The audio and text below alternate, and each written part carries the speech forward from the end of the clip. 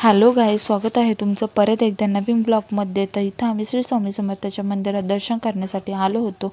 इथे आल्याबरोबरच आरवीने दर्शन केलं, त्याच्यानंतर तिच्या आजीने दर्शन केलं, मीही केलं आणि त्याच्यानंतर मंदिरात येऊन खूप भारी वाटलं। आणि त्याचबरोबर बेलुंडी गावामध्ये खूप मोठं रिंगण सोहळा होतं। निळोबारायांची पालखी येणार होती तिथे, म्हणजे सगळ्या गावातल्या 19 पालख्या आमच्या बेलुंडीमध्ये येणार होत्या।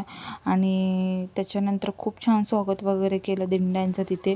आणि रिंगण म्हटल्यावरती ते कोणाच्या नशिबात असतं, ज्याचं नशीब असतं तेच तिथं बोलवतात, नाही का।